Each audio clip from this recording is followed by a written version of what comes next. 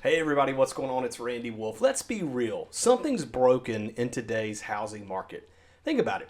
Everywhere you look, prices are insane. New construction is slowing down, and average Americans just are being completely priced out of the market. I've hit my limit seeing hardworking people get shut out of the American dream because the system that's supposed to create affordable housing is actually designed to prevent it.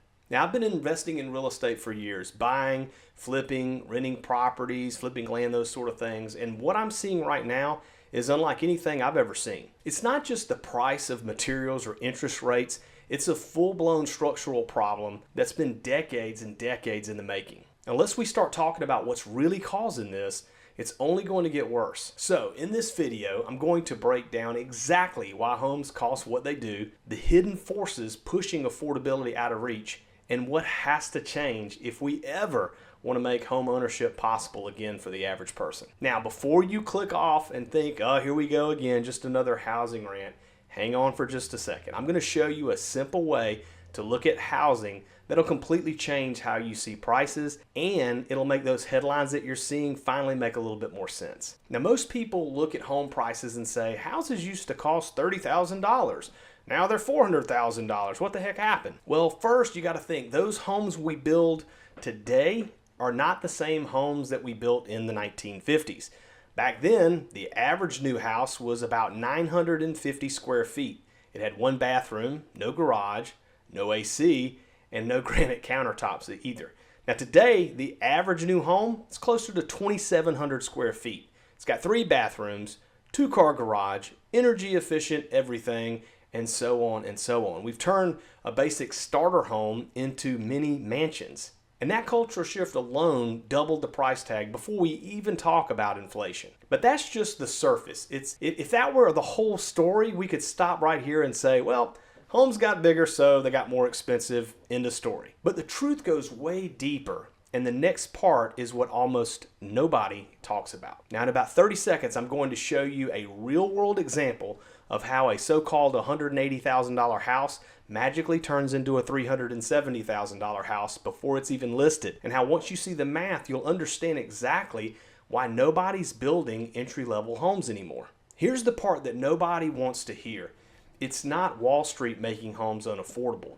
It's your local city council. Regulations, fees, red tape now account for a massive chunk of the total cost of new construction. Every step, permits, environmental studies, parking requirements, setbacks, all of that adds layers of cost and delay. By the time a builder can legally break ground, they've already spent hundreds of thousands of dollars before laying a single brick. I've personally seen projects delayed for months just waiting on an inspector to sign off on something as simple as a sewer connection. And every week of delay costs thousands in holding cost, interest, and labor overhead. Now here's the kicker. Many of those fees are flat. That means whether you build a 900 square foot home or a 5,000 square foot home, you're still going to pay roughly the same amount in permit and utilities. So if you're a builder, what are you going to do?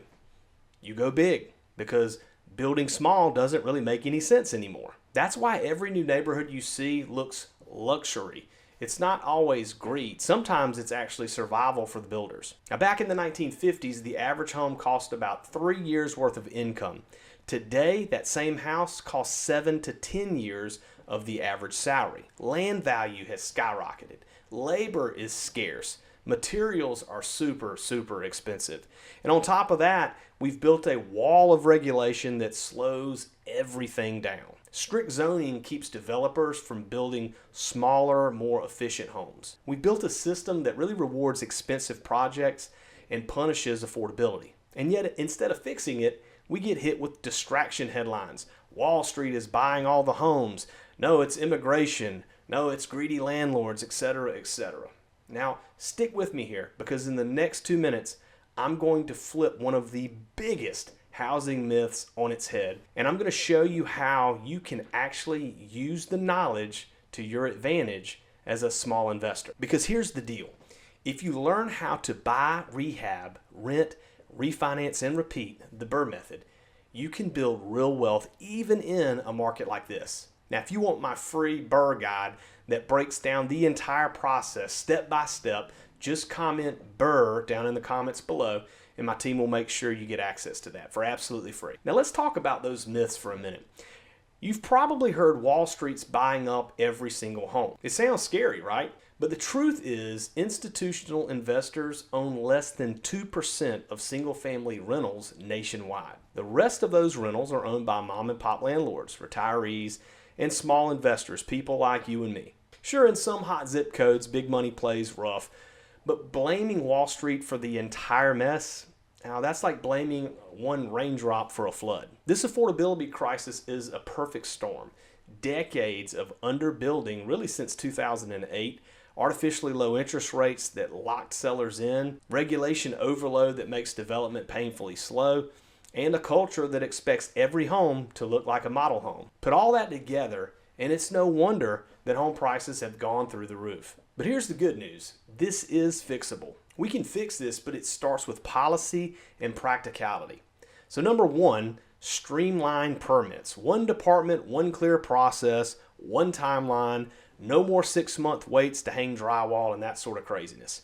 Number two, cut unnecessary red tape. Make it faster and cheaper to build affordable housing, not harder. Number three, reward developers who add inventory. Offer things like tax incentive for builders who create true entry-level housing. Number four, encourage modular and smaller homes. Not every first-time buyer needs a 2,700 square feet house and a 3-car garage. Number five, stop zoning for cars. Start zoning for people. Fewer mandatory parking spots and more efficient land use. If cities actually implemented even half of those, affordability could shift fast. Now, as a real estate investor and an educator, I'll be the first to admit the system benefits people like me who already own property. But that doesn't necessarily mean that it's right. We need more on-ramps for first-time buyers, more affordable rentals, and more opportunities for people to start building wealth through real estate. Because when new buyers can't buy, investors can't sell, builders don't build, and the whole housing ecosystem is in gridlock. This isn't just a market issue, it's a people issue. If this video opened your eyes to what's really going on, be sure to hit that like button for me so that YouTube shows it to more people who need to hear it.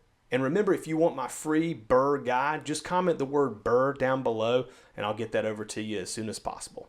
Inside, I'll walk you step by step through how everyday people are building long-term wealth in real estate, even in crazy markets like this. We can't fix every policy overnight, but we can help you learn to play the game the right way and win. As always, thanks for watching, and I look forward to seeing you on the next video.